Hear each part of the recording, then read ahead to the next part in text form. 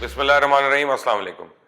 تاریخ گواہ ہے دنیا میں جب کبھی بھی کوئی وبا آتی ہے سب سے دیر میں بر صغیر پہنچتی ہے، لیکن جب پہنچتی ہے تو اچھی خاصی تباہی مچا کر چلی جاتی ہے۔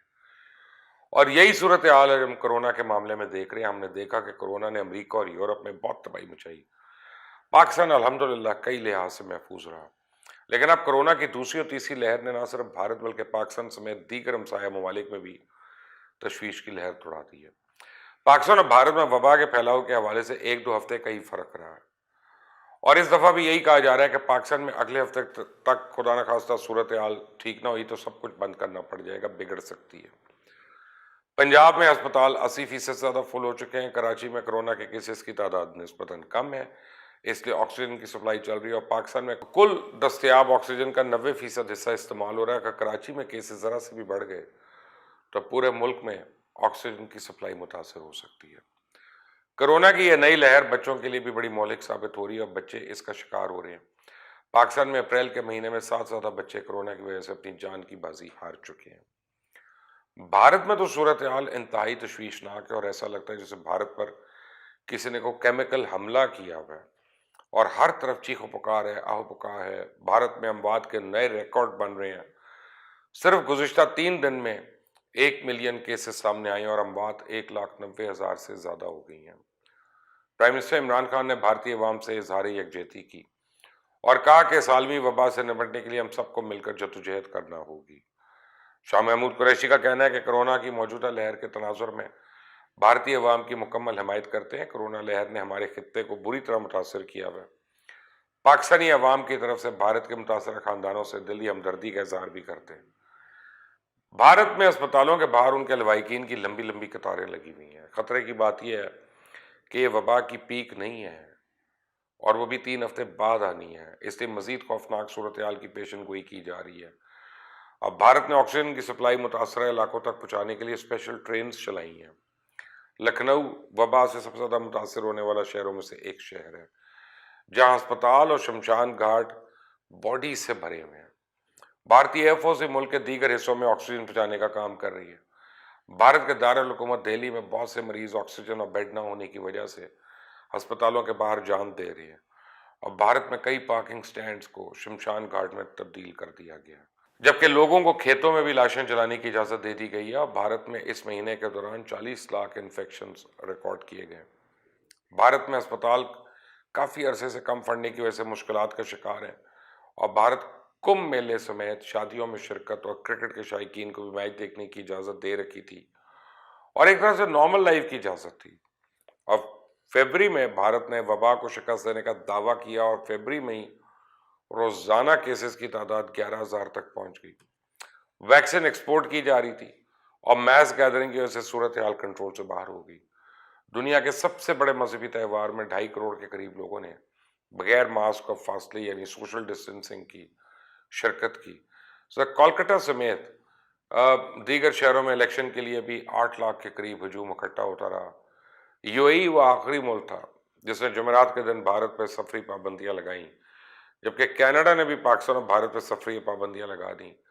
کل رات نیو دہلی کے 6 اسپتالوں میں آکسیجن کی کمی ہو گئی، جبکہ بڑے پرائیویٹ ہاسپٹلز میں سے بھی ایک میکس اسمارٹ ہاسپٹل نے ایس او ایس کال دی کہ یہاں 700 کے قریب مریض موجود ہیں اور صرف 1 گھنٹے سے بھی کم آکسیجن موجود ہے۔ جے پور گولڈن ہسپتال میں گزشتہ رات آکسیجن کی کمی کی وجہ سے 20 لوگ اپنی جان کی بازی ہار گئے، جبکہ دہلی میں ایک اور اسپتال میں ایک رات 25 اور اگلی رات 20 لوگ آکسیجن کی کمی کی وجہ سے جان کی بازی ہار گئے۔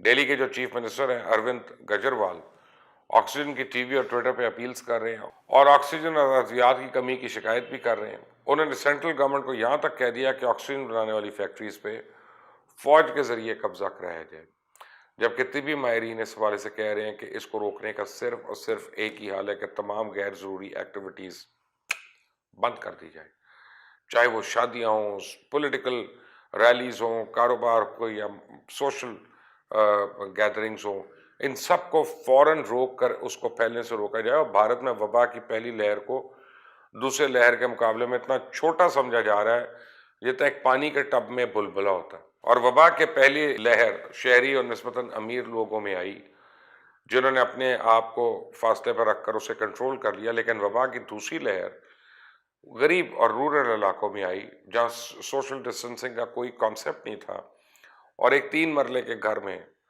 3 خاندان رہتے ہیں۔ اور اس وقت جب میں یہ ویڈیو ریکارڈ کر رہا ہوں، دہلی کے کئی ہاسپٹلس نے مریضوں کے داخلے بند کر دی ہیں، جبکہ ان کے پاس بیک اپ میں رکھی ہوئی آکسیجن بھی کسی بھی لمحے ختم ہو سکتی ہے۔ اور دہلی کے ہائی کورٹ نے مریضوں کے غصے کی صورت میں کسی بھی لا اینڈ آرڈر سچویشن سے بچنے کے لیے اسپتال کے عملے کی سیکیورٹی کا بندوبست کرنے کا حکم دے دیا۔ ویسے تو پورے بھارت میں ہر طرف تباہی نظر آ رہی ہے، کرناٹکا میں تو صورتحال اس قدر خراب ہے کہ مریض سڑکوں کے کنارے تڑپ تڑپ کے مر رہے ہیں، اور اگر کوئی ان کو پوچھنے والا نہیں ہے۔ کرونا وائرس سے اتنی زیادہ تعداد میں اموات ہو رہی ہیں کہ شمشان گھاٹوں میں آخری رسومات کے لیے کئی گھنٹے انتظار کرنا پڑ رہا ہے۔ اور دہلی کے سب سے بڑے شمشان گھاٹ نگم بدھ گھاٹ کی کہانی بھی اس سے مختلف نہیں۔ وہاں لکڑیوں سے لاشوں کو جلانے کے لیے 22 پلیٹ فارمز اور CNG سے چلنے والی 6 بھٹیاں ہیں۔ یہاں کام کرنے والے 70 سے زیادہ افراد پر مشتمل عملہ دن رات بیچارے صرف لاشیں جلانے میں مصروف ہیں۔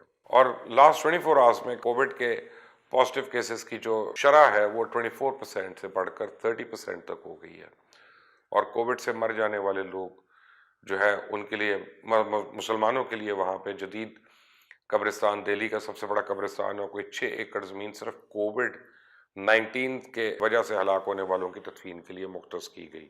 وہاں قبریں کھودنے کے لیے گورکھنوں کی بجائے مشینوں کا استعمال کیا جا رہا ہے۔ مقامی باشندوں کا کہنا ہے اگر یہی صورتحال رہی تو 3 سے 4 دنوں کے اندر یہ قبرستان بھر جائے گا، پھر ہم اپنے مردوں کو کہاں دفنائیں گے؟ اگر پاکستان کی بات کی جائے تو اس خبر سے آپ حالات کی سنگینی کا اندازہ لگا سکتے ہیں۔ پاکستانی اینکر معروف قریشی نے 20 گھنٹے پہلے ٹویٹ کی کہ ان کے والد الطاف قریشی کو کرونا ہو گیا تھا اور اس سے ان کی وفات ہو گئی۔ 16 گھنٹے بعد ان کی ایک اور ٹویٹ آئی کہ ان کی والدہ کو کرونا ہو گیا تھا جس سے ان کی ڈیتھ ہو گئی ہے۔ انا للہ و انا الیہ راجعون۔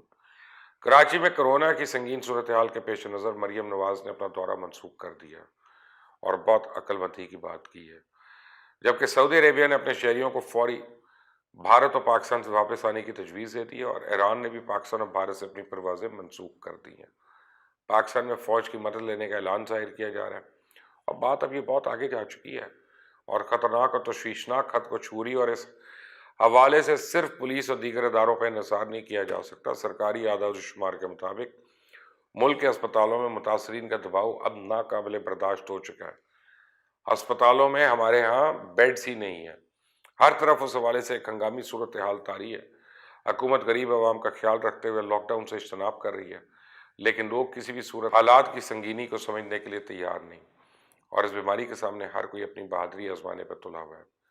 حکومت نے تو فیصلہ کر لیا ہے کہ ایک ہفتہ مزید انتظار کیا جائے گا، اور اگر صورتحال اسی طرح رہی تو مکمل لاک ڈاؤن کر دیا جائے گا، کیونکہ لاک ڈاؤن سے نہ صرف معیشت کو نقصان پہنچنا ہے بلکہ فیکٹریز، دکانیں اور دیگر کاروباری عمل کی بندش سے عام آدمی کی مشکلات میں اضافہ ہوگا، اور دیہڑی دار کو اگر دیہڑی نہیں ملی تو اپنے گھر کا چولہا کیسے چلائے گا؟ لیکن ہمیں اس کے ساتھ ساتھ یہ بھی دیکھنا ہے کہ اگر اس وبا نے خدا نخواستہ بھارت کی طرح پاکستان میں بھی وہی صورتحال اختیار کر لی تو لوگ اپنی جائیدادیں فروخت کر کے اپنے پیاروں کی جانیں بچانے میں مجبور ہو جائیں گے، کیونکہ اگر آپ سرکاری اسپتال جائیں گے تو اپنی جان سے ہاتھ دھو بیٹھیں گے، اور پرائیویٹ اسپتال جائیں گے تو اپنی جائیداد سے ہاتھ دھو بیٹھیں گے۔ اس سے بہتر ہے کہ ماسک پہنیں، ہاتھ دھوئیں، سوشل ڈسٹنس رکھیں، ورنہ بہت چیزوں سے ہاتھ دھونا پڑ جائے گا آپ کو۔ اللہ تعالیٰ ہم سب کو محفوظ رکھے۔ اس چینل کو سبسکرائب کریں، اس میسج کو شیئر کریں لوگوں سے، پلیز آگے بچائیں ان کو تاکہ ان کو بھی پتہ چلے۔ اللہ حافظ۔